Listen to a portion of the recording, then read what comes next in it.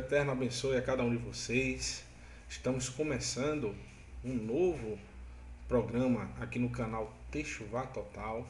Meu nome é Marcos Aurélio, sou aqui do Recife e estou nesse caminho, nessa caminhada já com os irmãos há algum tempo. Muitos aqui já conhecem a gente aí do chat, pessoalmente também. Alguns irmãos da nossa congregação aqui no Recife já acompanham o trabalho do pessoal, dos irmãos dos Moré, dos Morim, há bastante tempo, né? Tanto o Marcos Felipe como o Renato de Prísio, o Moré Daniel, o Heimerson, e das irmãs Márcia, a irmã Deise.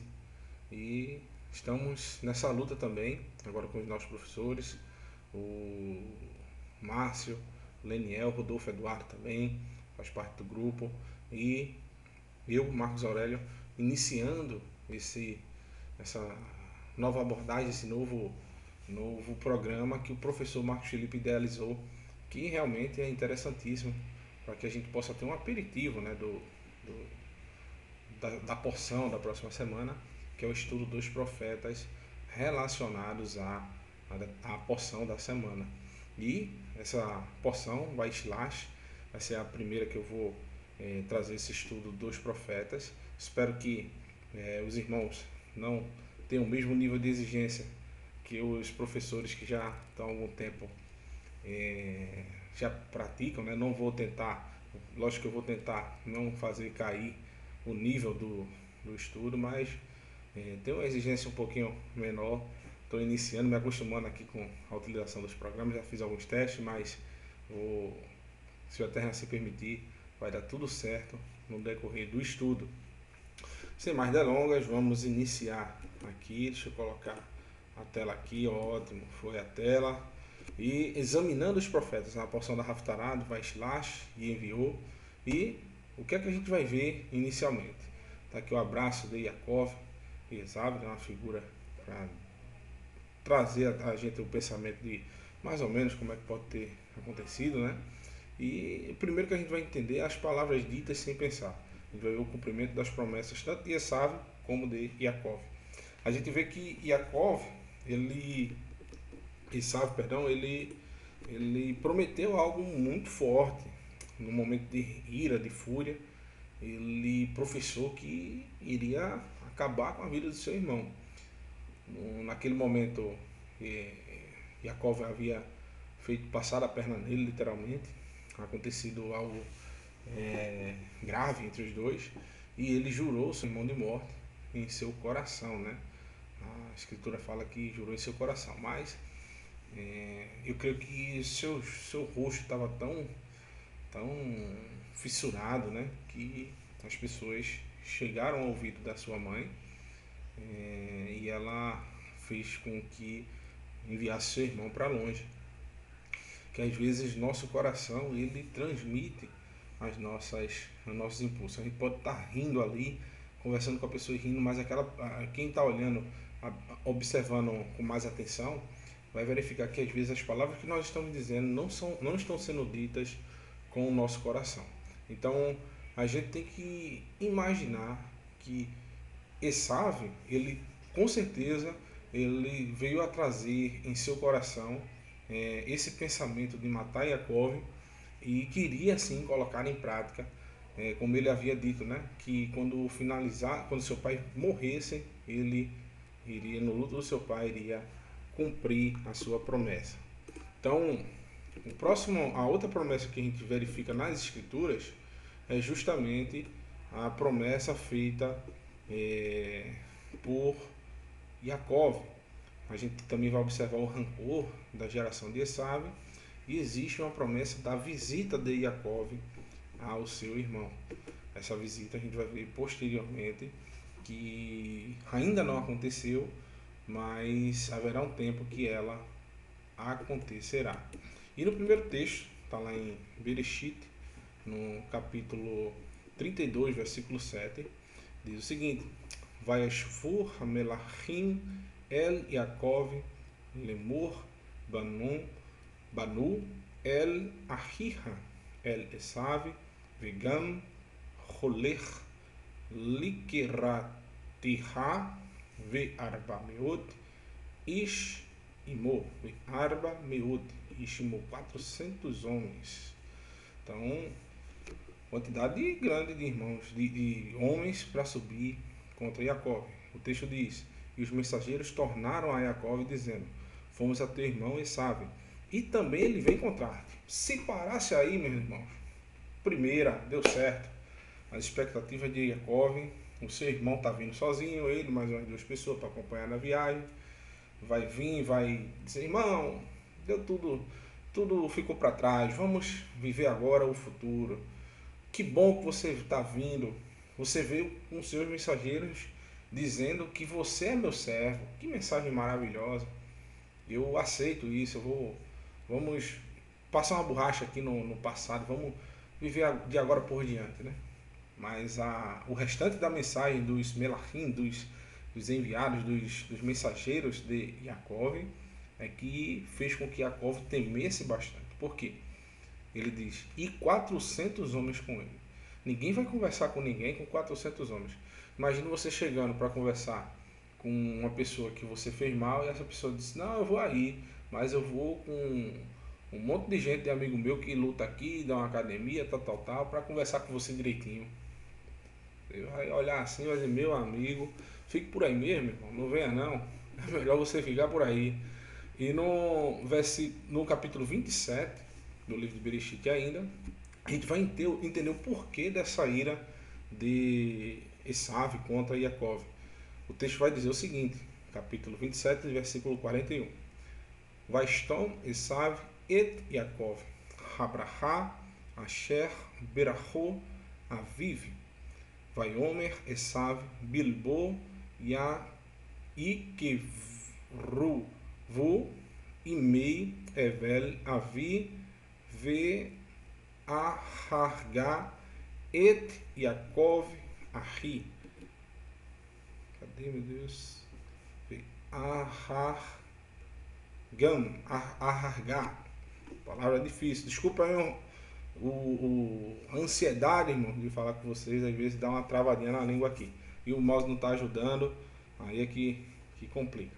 E aborreceu Esaú a Jacó por causa daquela bênção, e com que seu pai tinha abençoado. Esaú disse em seu coração: chegar-se-ão os dias de luto do meu pai, e eu matarei a Jacó, Ahi, meu irmão. Que palavra dura. Às vezes a gente fala algo no momento da ira, né? do rancor, do ódio, e a gente se arrepende amargamente do que disse. E assim a gente deve controlar sempre, independentemente da situação, a gente se controlar. O que a gente observa também, a distância. Se vocês verem no mapa,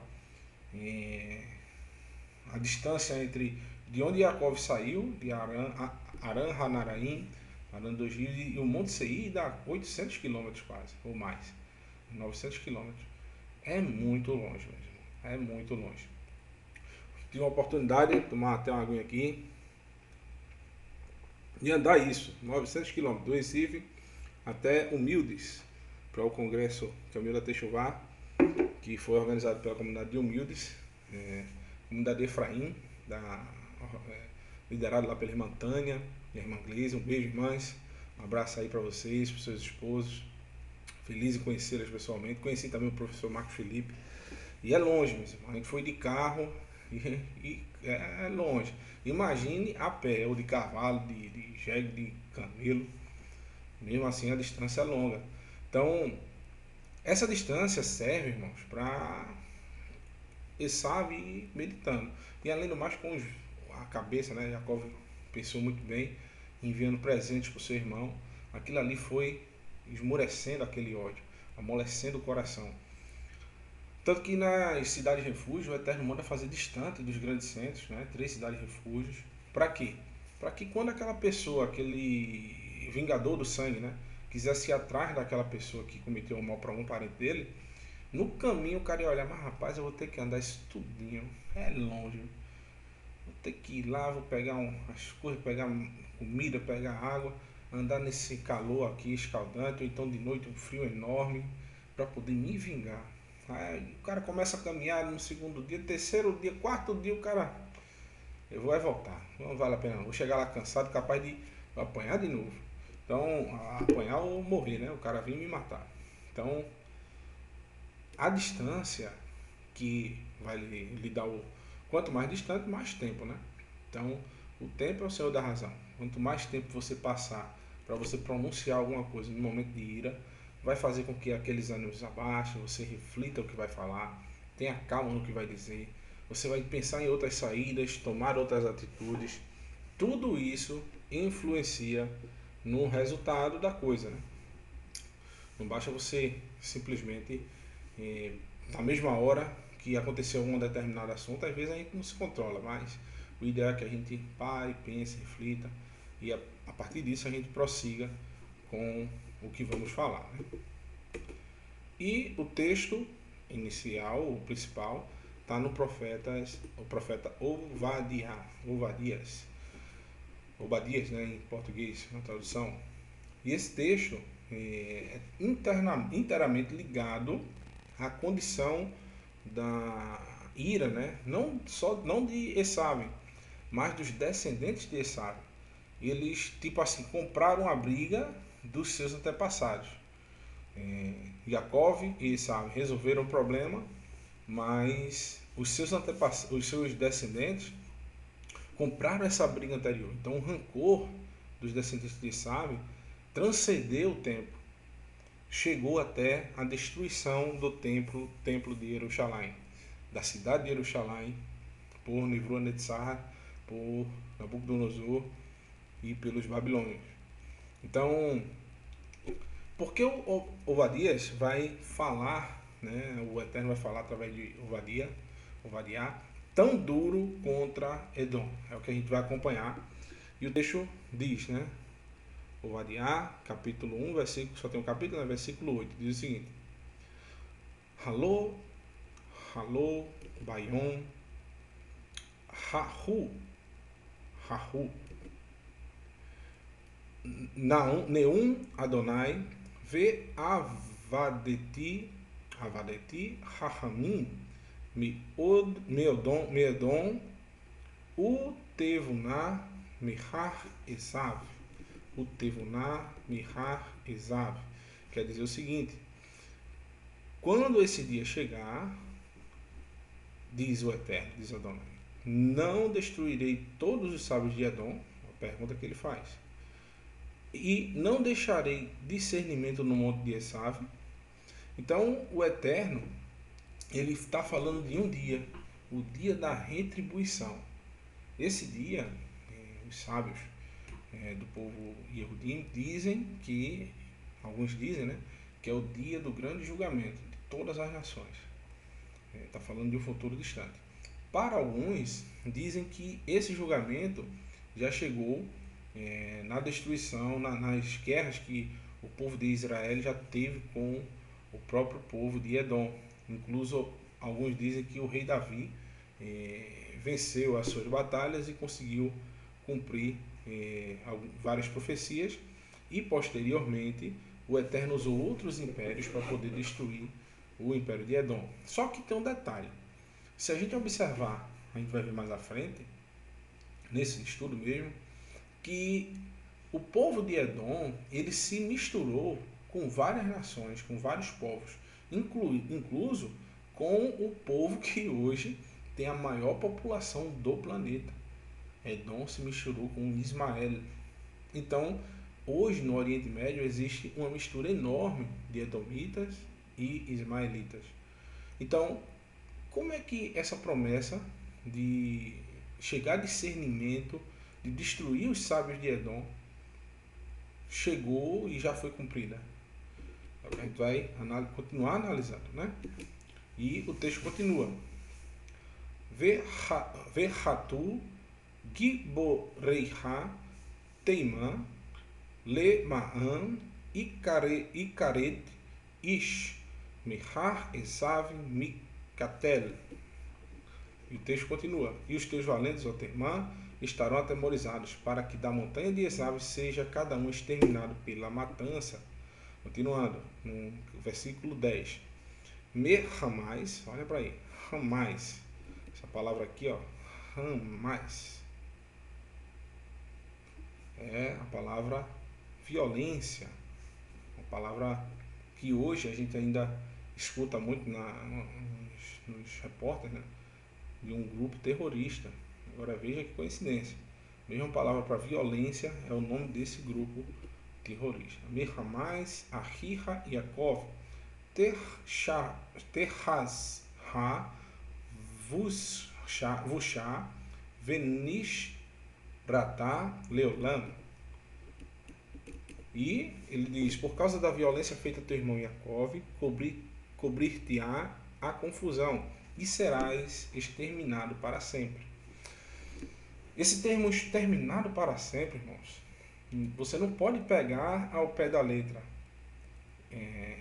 O que o Eterno quer dizer não é que tipo a gente vai matar as crianças, matar mulheres, destruir tudo, como era feito anteriormente, né?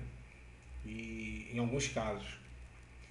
Mas esse termo destruídos para sempre vai trazer, nos arremeter a essas pessoas, a esse grupo que subiu até a cidade de Jerusalém no momento da angústia e com os seus pensamentos, com a sua ação, eles tentaram e ajudaram na sua destruição. Teve pessoas de Edom, provavelmente, que não concordavam com aquilo. Essas pessoas estão fora desse grupo.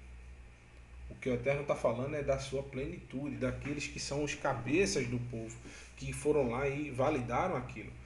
Como um exemplo, existe um texto que diz que ele veio para os seus, mas os seus o rejeitaram. Aí muitos dizem: olha, mas o povo Yehudim rejeitou o Messias, todos eles. Aí eu pergunto: os apóstolos, os discípulos, aquela da pregação de Atos capítulo 2, mais de 3, 4 mil judeus que se converteram no ensinamento de Yeshua, esses fazem parte também da negação do Messias? Não. Mas eles não deixaram de ser judeus? Não. Deixaram de ser Yehudim? De jeito maneira. O que está se falando é do clero, aquelas pessoas que tomam a decisão pela população, mas tomam decisões erradas. Um exemplo, existe uma máxima no exterior que a turma pensa que no Brasil ainda a gente vive no meio de uma floresta, acha que a gente é tudo índio. Não há demérito em ser índio nem nada, mas aqui tem tecnologia como qualquer outro país do mundo. Muitos dizem: peço perdão se estiver falando alguma mentira em verdade, mas dizem: o Brasil só tem ladrão, porque eles olham para um determinado grupo, um grupo político, eles enxergam nessa classe que lá tem muito roubo, muitos casos de escândalo de corrupção. Não estou falando de partido A, B ou C, não estou falando nada disso. Estou falando de um ditado que é dito fora do nosso país. Diz: ali só tem ladrão, só tem malandro. Não tem. Aqui a grande maioria da população brasileira é trabalhadora, honesta, pessoas que dão duro para poder ganhar o seu pão de cada dia.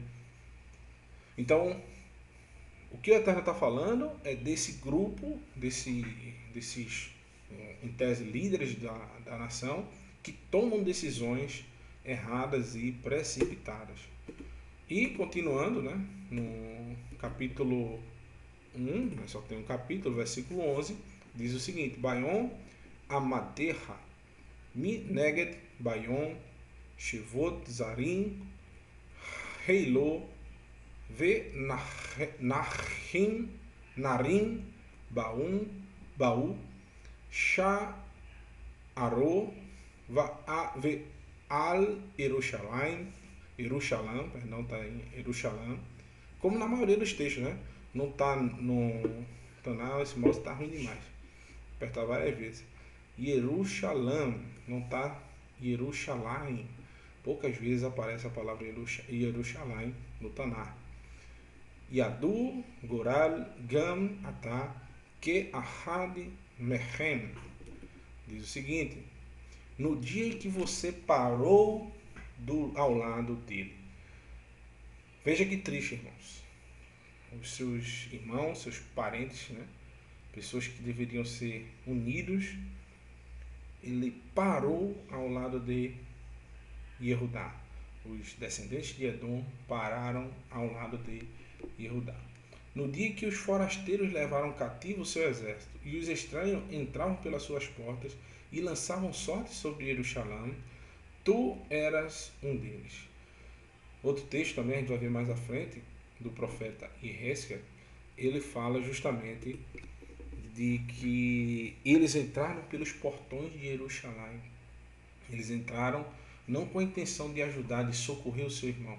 Eles entraram para apontar onde é que eles estavam se escondendo, para pegar um pau e dizer, tome, mate, para tripudiar e dançar em cima dos corpos, para rir enquanto o povo do Eterno chorava. Então, o Eterno, às vezes a gente pensa que quando comete algo de errado contra alguém, a gente se esquece. Mas aquela pessoa que sofreu o ato, né, ela jamais vai esquecer. O ser humano, preste atenção, que a gente não seja assim. O ser humano, ele é incrível. Se você, não estou falando desse caso do povo de Edom nem nada, mas como eu falei aí, de recordar do erro, o Eterno se recorda daqueles que não se arrependem. Já o ser humano, mesmo a gente, quando alguém se arrepende, a gente continua sem perdoar. O ser humano tem essa falta, esse erro. Às vezes uma pessoa faz 1000 coisas boas pra gente. A partir do momento que ela faz uma errada, todas aquelas 1000 coisas boas que foram feitas são apagadas da memória. E a gente lembra, mas em 1934, tal dia, você saiu de casa e não me deu bom dia. E os outros dias, todo dia que a pessoa deu bom dia? Se esquece. Então, que nós tenhamos sempre na nossa mente pensamentos positivos, pensamentos bons para com as pessoas, mas também, principalmente daqueles que se arrependem dos seus atos maus. Né? Lógico que eu não estou recomendando que você fique aqui sendo capaz de ninguém, a pessoa batendo e você apanhando. Sai de perto, faz que nem a Yeshua diz, olha, se alguém bater na tua face, não, dê a outra, mas dê de longe, vá se afastando um pouquinho dessa pessoa, até ela cair em si, né? Se arrepender. O Messias, ele nos ensina a sempre perdoar a quem se arrepende, para quem nos ofende principalmente. Alguém lhe fez o mal, mesmo que ela não lhe peça, não tem seu coração ódio contra aquela pessoa. Agora, se ela estiver disposta a se arrepender, comemore. Por quê? Essa pessoa vai alcançar objetivos, se você demonstrar a ela que ela tem futuro, ela tem uma esperança, ela tem o eterno dentro dela, ela pode trazer para si benefícios em viver em shalom, em viver em amor. E você demonstrando isso, demonstrando o amor do Eterno, sendo misericordioso, mesmo quando a pessoa errou com você, quando a pessoa lhe fez mal, você perdoando o seu pecado, essa pessoa pode chegar ao arrependimento, assim como você chegou. Então, continuando o texto, no versículo 12, vai dizer o seguinte: Al tere bayon ahiha, bayon nahro, al tismach livnei Yehudá bayon avdam, al tagdel piha bayon tsará. E você não deveria ter tripudiado sobre o seu parente no dia do desastre, nem se regozijado na destruição do povo de Judá. Então, aqui é claro, o Eterno fala sobre tripudiar da desgraça do seu parente. Não poderia ter feito isso, você não deveria ter tripudiado da desgraça do seu parente. Isso é um absurdo, você chegar e ficar comemorando a desgraça dos outros. É um absurdo você se sentir feliz com o mal que acontece sobre o seu rival, por exemplo. Uma pessoa que você não tem tanto apreço, mas se você vê aquela pessoa passando dificuldade, passando por momentos difíceis, você não pode se alegrar com isso. Pelo contrário, você tem que ter misericórdia dessas pessoas. Você tem que sentir aquela dor, porque nenhum ser humano merece que o mal recaia sobre ele, e principalmente que vocês comemorem, a pessoa, vocês não, nós, né? Eu digo, eu também me incluo nisso, que você, eu, todos nós comemoremos a desgraça dos outros. Hoje em dia, irmãos, a gente tem um problema muito sério que a gente não observa. Na televisão aparece o dia todinho cenas fortes, cenas de agressão, de violência. E muitas vezes a gente vê até, eu já vi um caso em programa de televisão, de que o apresentador fica comemorando porque um ser humano foi lá e morreu. Lógico que eu não estou defendendo que o cara vá lá roubar nem nada, mas existe sim uma vida sendo ceifada. O Eterno não se agrada da morte do ímpio. Se você tem esse pensamento de se alegrar quando aparece uma imagem de um ladrão morrendo, de uma pessoa que é estuprador sendo assassinado, sendo torturado, pagando mal com mal, não assista TV. Vai entrar em oração, peça misericórdia a Deus, se afaste. O Eterno sempre nos ordena que tudo, e Yeshua, né, nos ensina também, o Eterno ordena através da sua Torá, e Yeshua nos ensina através das suas parábolas. E uma das coisas que o Messias ensina é: se você tem algo que está te fazendo tropeçar, arranca e joga fora. O que é isso que quer dizer? Por exemplo, ele diz: olha, se teu olho te faz tropeçar, arranca e joga fora. É você evitar olhar para determinadas coisas que te fazem pecar. Então, o Eterno está dizendo aqui que essas pessoas não poderiam ter caçoado, tripudiado das atitudes do que aconteceu com seu irmão. Continuando. E no versículo 13, o Eterno vai dizer, o profeta vai dizer: Al-Tavô, Becha'ar, Amin, conta ruim esse mouse, Ami, Bayon, Edam, Bayon, Eidam, El Altere, Gam, Atá, Bra'ato, Bayon, Eido, Val, Tishlah, na, Ve, Reilo, Bayon, Eido. Nem entrar pelo portão do meu povo. Olha para aí. Entrar pelo portão do meu povo. Essas pessoas, no momento da angústia, eles foram entrando junto com o exército lá para ver a destruição, para rir, para zombar. E no dia da sua calamidade, tu não devias olhar satisfeito para o seu mal. No dia da sua calamidade, nem estender as tuas mãos contra o exército. No dia da sua calamidade. Porque o dia do Eterno está perto. Sobre todas as nações como tu fizestes, assim se fará contigo. A tua maldade cairá sobre a tua cabeça. O Eterno está dizendo claramente, irmãos, cada um vai colher o que plantou. Sem arrependimento, cada um colherá o que plantou. Então, quando a gente observa os frutos que nós tivemos e não que nós fizemos, né, nós plantamos, e nós não nos arrependemos, no futuro a conta chega. Agora, quando você olha para aquilo e diz: ixi, meu amigo, errei, tenho que me arrepender, vou pedir perdão àquela pessoa que eu fiz o mal, tudo. Aquela dívida é anulada. Então, esse povo tripudiou e não tem pagamento para isso. É um momento horrível, um momento de angústia. No versículo 16 diz: porque como vós bebestes do monte da minha santidade, assim beberão de contínuo todas as nações beberão, e engolirão, e serão como se nunca tivessem sido. Mas no monte Sião haverá livramento, ele será santo, e os da casa de Jacó possuirão suas herdades. Então, o Eterno diz que, olha, apesar do momento de destruição que vocês zombaram, vocês estão vendo que a cidade foi toda destruída, meu povo morreu, foi trucidado, foram levados cativos. Há, sim, ainda há livramento. Então, irmãos, o livramento do Eterno, peço perdão, está em tela cheia, deixa eu voltar aqui, isso, colocar aqui os textos, isso.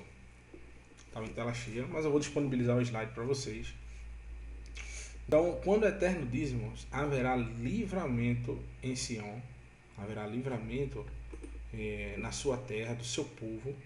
Aqueles que estavam ali tripudiando, estavam comemorando, não se apercebem, né? Não entendem. Essa mensagem se chegou aos seus ouvidos, né? Mas como vai ter livramento se esse povo foi todo dizimado, se tudo está destruído? Então, era para se passar, se o Eterno quisesse demonstrar para eles o que aconteceria, eles iriam ver hoje como se encontra a cidade de Jerusalém. Um foco principal no turismo, como a cidade é linda, moderna, uma cidade que voltou a dar frutos. Então, essas pessoas, e enquanto as suas cidades, literalmente viraram ruínas. Tem vários textos, irmãos, que vão falar sobre esses povos que o Eterno trará sobre eles juízo.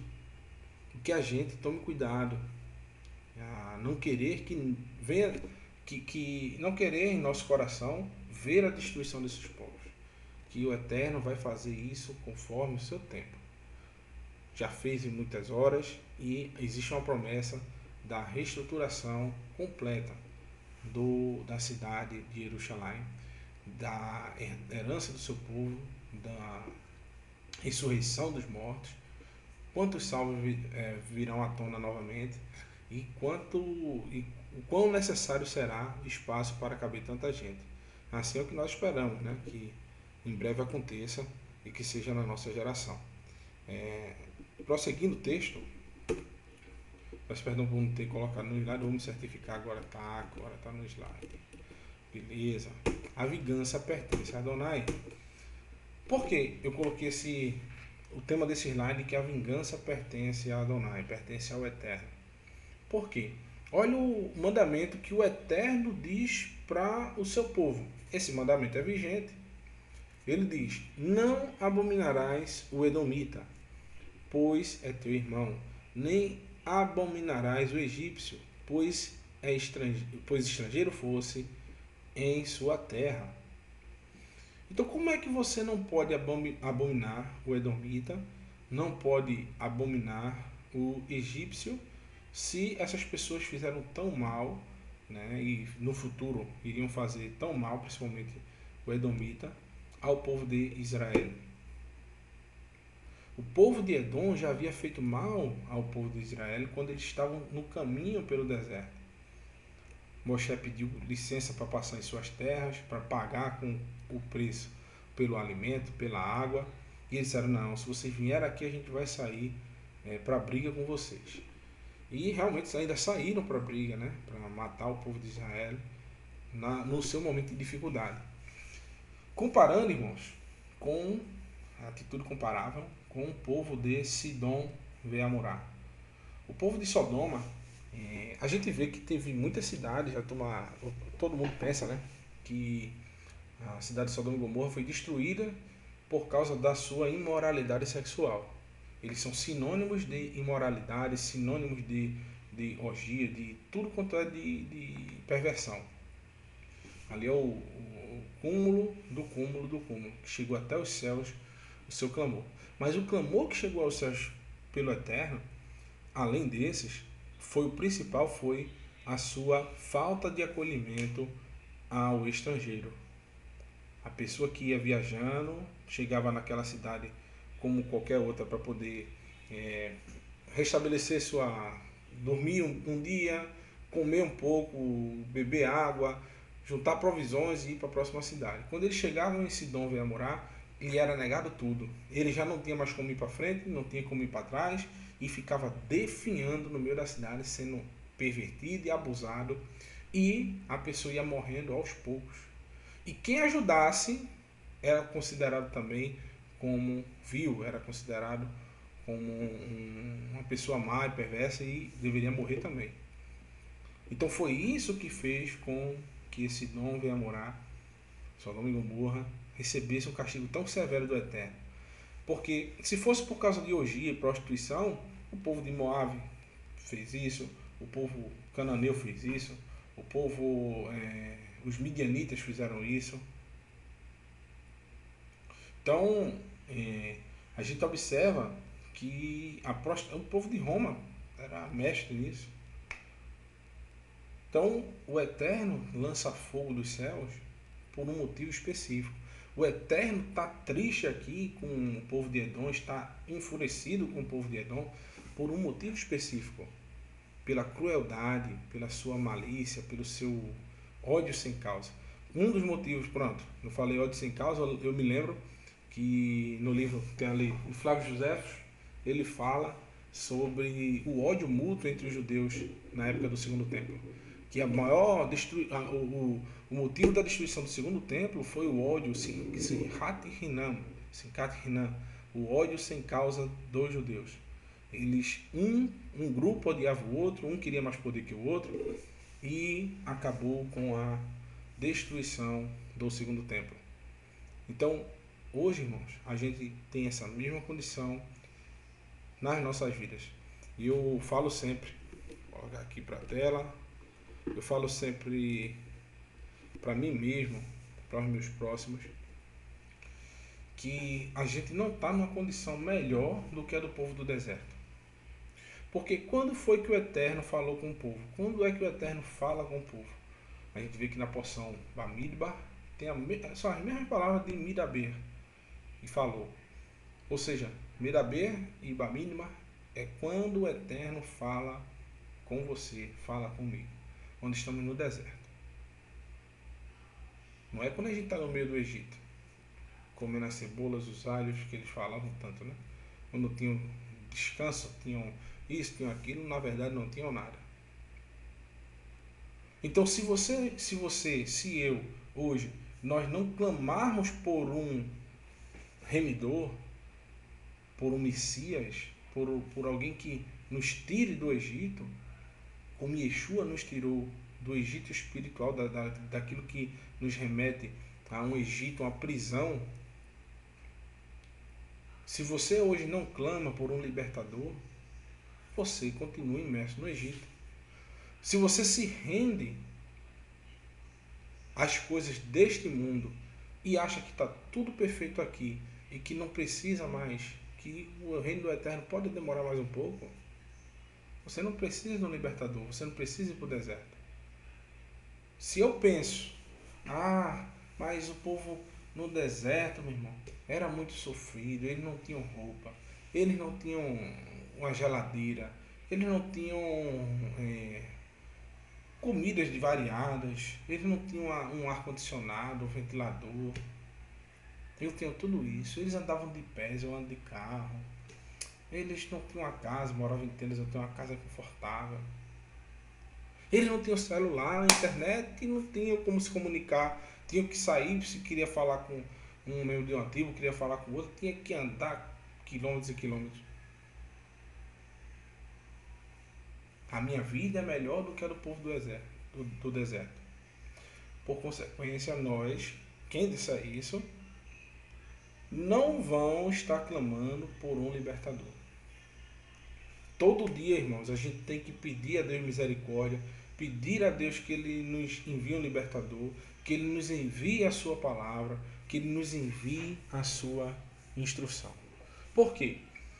A partir disso, a gente vai seguir para uma nova caminhada de Techuvá. Não vamos estar parados no mesmo canto. Todos nós precisamos de tanto da Escritura, quanto dos ensinamentos do Messias. Nós precisamos de oração, precisamos da misericórdia, da rede do Eterno. Então, hoje, todos nós temos que ter o pensamento de querer sair desse Egito que nós vivemos. Não ser, é o que a gente vai, por isso eu estou me estendendo um pouco, não sermos assimilados pelas doutrinas deste mundo. Então, continuando o texto, eu vou perguntar, né? Qual será o meio que o Eterno vai usar para trazer a punição a Edom? Já que o Eterno está falando no profeta Ovariá de punição a Edom. E qual é o momento? Em qual momento vai acontecer isso? E por qual motivo Jacob não cumpriu a promessa que havia feito de ir à terra de Seir? Então, o Eterno, irmãos, vai usar as palavras de Jacob para trazer a Edom a sua punição. E a gente vai ver quem é que vai levar essa punição. Está aí o texto de Gênesis, Bereshit, capítulo 33, versículo 14, que diz o seguinte: Yavar na Adoni, Lifnei Avdo Yani etna Halá Li iti le regel chem leha asher lefanai u regel hailadin e ad asher avi al Adoni Seirá. Por isso, meu Senhor, vá à frente do teu servo. Jacó sempre, desde o início, irmãos, vocês vão observar uma coisa interessante. Que desde o início, Jacó, até nos mensageiros, ele envia dizendo, olha, diga a ele que o servo dele está indo. Porque Jacó não falava isso da boca para fora. Se ele estivesse falando da boca para fora, ele dizia, diz lá para aquele camarada que eu estou chegando lá, mas tu fala tranquilo, diz que eu estou descendo para falar com ele, que é meu irmão, tal. Manda ele subir até aqui, mas tu diz que eu sou servo dele. Não. Ele sempre se coloca realmente como servo do seu irmão. O seu irmão disse, olha, vamos, ele não, teu servo não pode ir agora. Se prostra 7 vezes diante dele. De uma submissão total. 7 é de plenitude. Então, quando ele se prostra 7 vezes diante do seu irmão, ele está dizendo que ele é totalmente servo. Ele é um pleno servo do seu irmão. Continuando no próximo texto de Yehezkel. É isso que eu estava querendo trazer para vocês, que no livro de Yehezkel, capítulo 25, vai falar sobre esses povos que tripudiaram da destruição de Jerusalém. Diz o seguinte: Koamar Adoni Hashem. Adoni, né? Hashem. Para não falar Adonai 2 vezes. E continua. Yaná, Amor, Moav, Veseir, Rine, Kahal, Hagoim, Beit e Yehudá. O que é que eles estão querendo dizer com isso, irmãos? Que eles estão simplesmente assimilando que Yehudá se misturou com os gentios. Eles estão mentindo? Não. O profeta Irmiarro avisou várias vezes, olha, vocês estão se misturando. Vocês estão se misturando. Vocês estão se assimilando entre os gentios. Vocês estão completamente servos do pecado, com seus deuses se misturando de todas as formas. Então, é um absurdo o que vocês estão fazendo. O povo que estava em volta ali viu essa situação. E o que é que eles fizeram?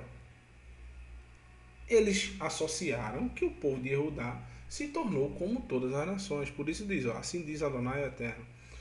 Uma vez que Moabe e Seir disseram, vejam, a nação de Judá se tornou como todas as nações. A gente, irmãos, tem o pensamento, o Eterno tem o pensamento de muitos pais, né? Minha mãe não gosta que ninguém fale mal de mim na frente dela. Só quem fala mal de mim na frente dela é ela mesma. Ela reclama, ela vem me puxa a orelha, ninguém quer que fale mal dos seus filhos. E assim o Eterno toma a mesma atitude. Ele não quer que ninguém fale mal do seu filho. Eles estão falando uma verdade, mas essa verdade magoa o Eterno. Ele fica triste em ver que seus filhos caíram nessas palavras que são ditas popularmente. E o texto continua. Koamar Adonai, o Eterno, Asot Edom Bimkom, Nakam Libeit Yehudá, Yaná Veish, Ashon Veniki Vachem. E o Eterno diz o seguinte, assim diz o Eterno Adonai, visto que Edom vingou-se da nação de Judá e com isso trouxe grande culpa para si. Continuando.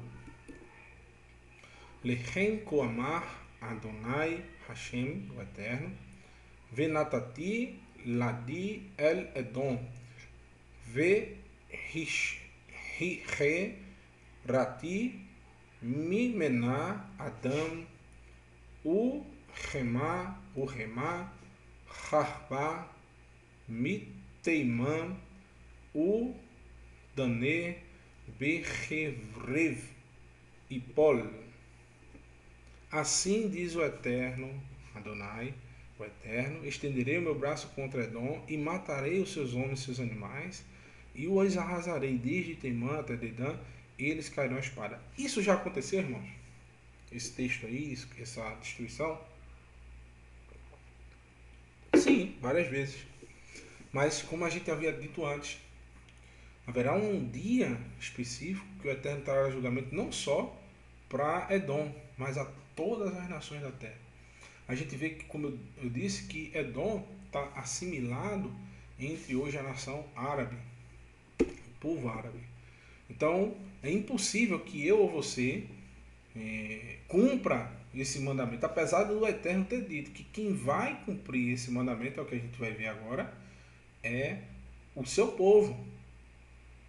Agora eu lhe pergunto, você vai fazer como para, sei lá, ir hoje nas nações árabes e dizer, olha, eu vim cumprir o que o Eterno disse lá no profeta Ovadias, você é edomita? Sou. Aí você vai pegar um barrote.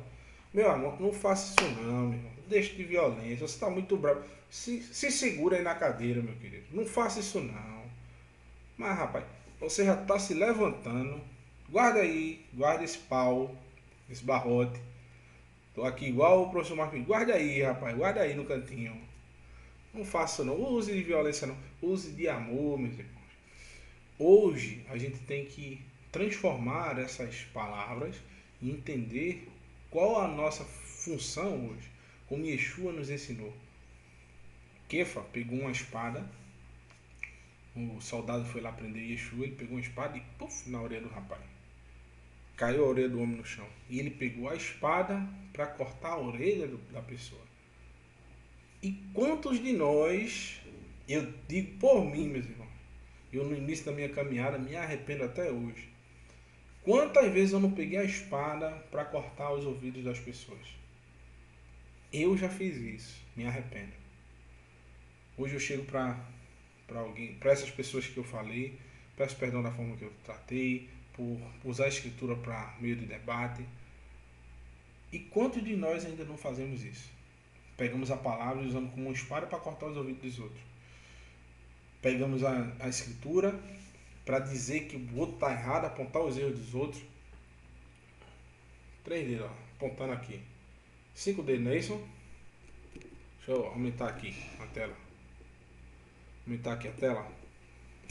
5 dedos apontando. Ah, você.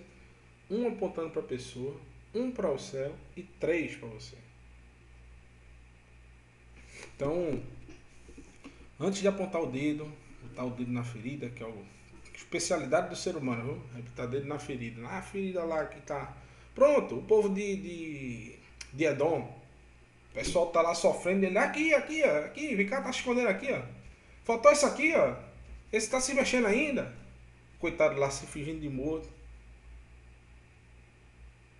E o povo apontando o dedo. Quantos de nós não pegamos a espada e somos igual a Pedro, a Kefa,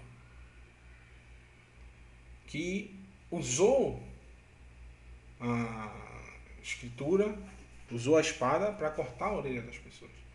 E Yeshua foi lá, pegou a orelha do rapaz, assim não, meu filho, botou no ouvido, e essa pessoa teve a audição reconstruída.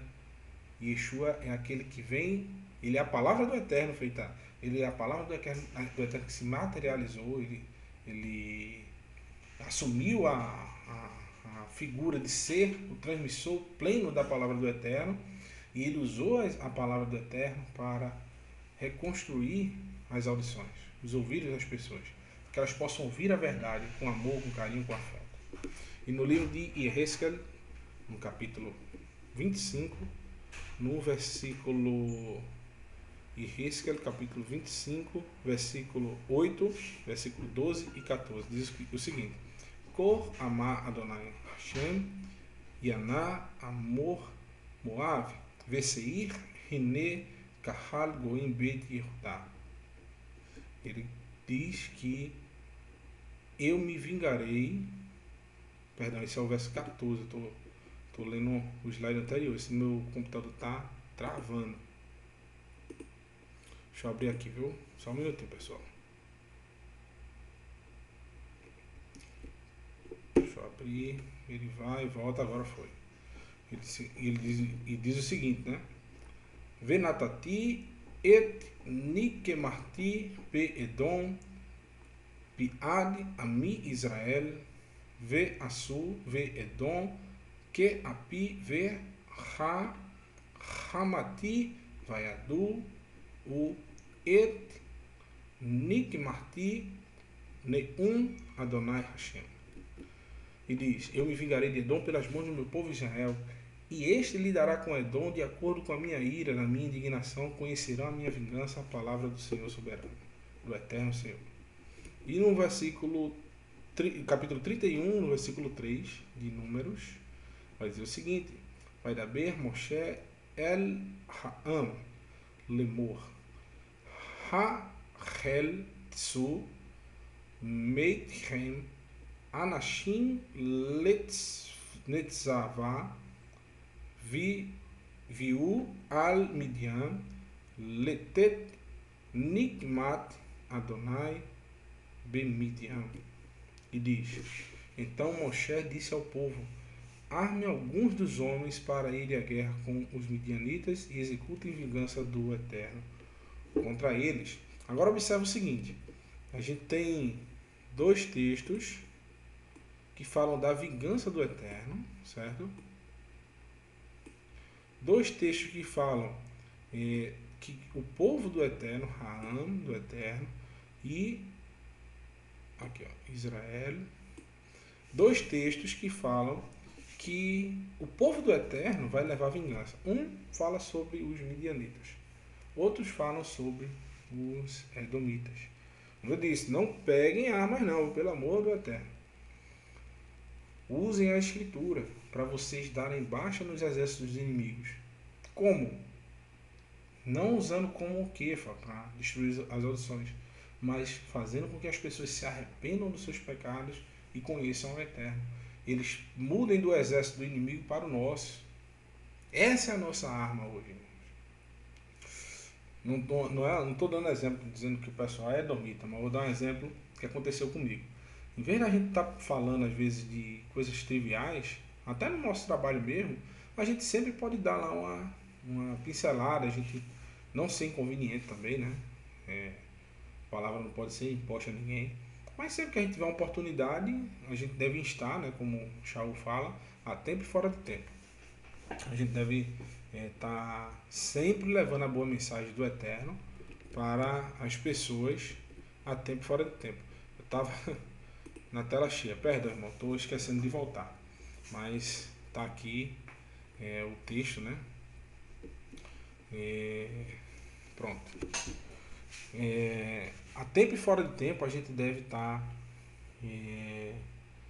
levando a boa mensagem do Eterno para as pessoas. Então eu estava essa semana uma pessoa, vou trazer sempre exemplos do meu dia a dia, de como foi como aconteceram algumas situações que me chamaram a atenção. E essa semana, por incrível que pareça, eu usei essa espada já há um tempo atrás, e essa semana veio um dos resultados. Como? Uma esposa de um cliente meu, mandou uma mensagem para mim, eu pensava que era alguma coisa falando sobre algum produto, alguma coisa do tipo, e quando eu fui ver, era ela perguntando sobre o Shabat.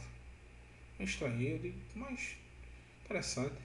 Comecei a conversar com ela sobre o tema, e ela me explicou que o esposo dela, ela começou a sentir a vontade de conhecer mais sobre o Shabat, e ela comentou isso com seu esposo, o esposo dela disse: olha, eu falei com o Marcos uma vez, ele me trouxe uns ensinamentos sobre o Shabat, eu achei maravilhoso, fiquei meditando aquilo vários dias, e até hoje eu me pego pensando sobre o tema, e ele vai ser a pessoa que pode lhe ajudar. Fale com ele, deu o meu contato para ela passou a usar para mim, quer conversar os dois comigo sobre o tema, a minha esposa também vai junto. E o detalhe é o seguinte, que eu estou trazendo para vocês. Eu conversei com esse rapaz, com esse homem, com o esposo dessa senhora, há 3 anos atrás, mais ou menos, de 2 a 3 anos atrás. Uns 2 a 3 anos. Depois de 2 a 3 anos, aquela sementinha que foi plantada, agora que ela vai crescer. Alguns saem mais rápido a semente. Vocês que são semeadores aí, da boa palavra do Eterno, alguns resolvem na hora. Já escutam, já chamam a família, já faz aquela festa. Outros já é mais lento e que o Eterno vai dar o seu crescimento na hora que lhe aprouver. Então deixa eu apagar aqui, deixar tudo limpo. Pronto. Agora eu estou falando muito sobre assimilação, irmãos. Tá aqui o slide, tá tudo ok. Pronto, agora eu posso mudar. E a assimilação dos irmãos é importante. A gente entender por que Edom ele foi assimilado. E evitar que nós sejamos assimilados pelas doutrinas deste mundão aí. A gente não pode ser assimilado. Seja com a doutrina da promiscuidade sexual, seja com a doutrina da riqueza, a doutrina da religiosidade, a doutrina do poder. Nada disso pode nos assimilar. Alguns erram em um determinado tema, outros erram em outro, outros erram em todos. Que nós sejamos um povo que escuta a voz do seu pastor. Então, olha o que diz o texto aqui. Assimilação dos irmãos. Por quê? Pilichetos, filisteus, os maiores inimigos do povo de Israel, alguns dois, né? Eu coloquei aqui. Vejam a coincidência deles. Os filisteus. Qual é a descendência dos filisteus? Mitzraim. Quem é o pai? Ram. Hititas, descendente de Het, filho de Ram. Moabitas, descendente de Ló e suas filhas degeneradas. Amonitas, descendente também das filhas degeneradas de Ló. Qual a origem das filhas de Ló? A mulher de Ló com origem desconhecida, provavelmente filha de Ram. Provavelmente Ló conseguiu sua esposa na terra na qual ele foi habitar. Agora vamos supor que ele conseguiu antes, mas elas se contaminaram com aquela promiscuidade. Foram com aquele pensamento dos cananeus. Eles se absorveram com aqueles pensamentos. Então, os amalequitas, filhos de Elifaz, neto de Esav, filha das cananeias. Esav casou-se com 2 esposas e gerou filhos dos cananeus. Ismaelitas, descendentes de Agar, filha de Ram. Agar vem de Mitzraim, Ram. Mitzraim também. Keturá, a esposa de Abraham. Existem teorias que indicam que é a mesma Agar. Ou seja, tem sábios do povo de Israel que dizem que quando Sara morreu, Agar voltou, Abraham se casou novamente e mudou o nome dela para Keturá. Não se tem registro disso, é só uma teoria.